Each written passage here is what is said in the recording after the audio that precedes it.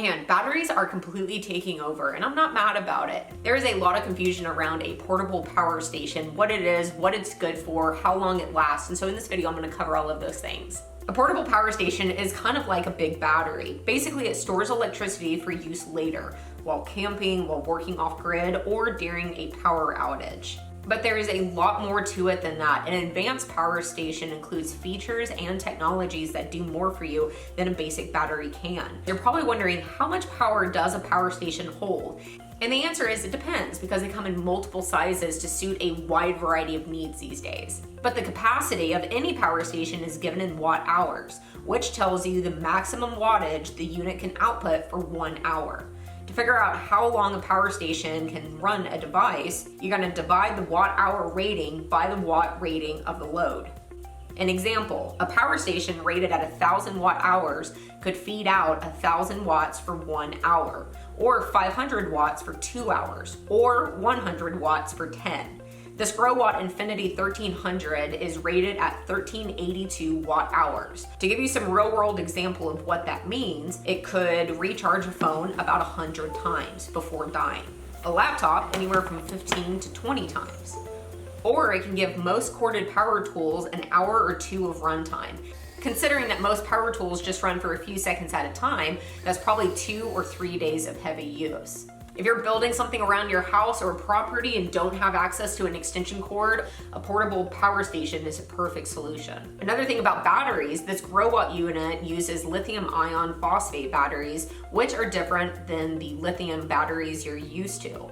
They're less likely to overheat, which makes them safer, and they have a much longer lifespan. This unit should give me about 3,000 recharging cycles. Now let's go beyond the battery. People love to point out, what are you going to use to charge the battery once it dies? And there are plenty of solutions. Most power stations can be recharged by plugging an adapter into a wall outlet. But this Growatt unit contains bidirectional inverter technology, which eliminates the adapter. Better still, this technology allows for super fast charging. This unit takes less than 2 hours to fully charge, whereas most power stations require 4 to 5 hours.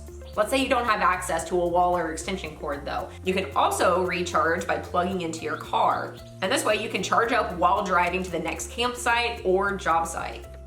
Then of course there is solar. Here again, this Growatt model charges about twice as fast as others, going from 0 to full charge in 2.5 hours on the solar panels. Now let's talk about the output it gives you. For electrical output, power stations typically have outlets and USB ports. This unit has more options though, including a USB fast charge port, a couple USB-C ports, and a car outlet. Oh, and here's my favorite. Growatt included a wireless charger right on top. This is so perfect for me. I'm pretty notorious for forgetting my charger when I go camping. This unit also works as a UPS, which stands for uninterruptible power supply.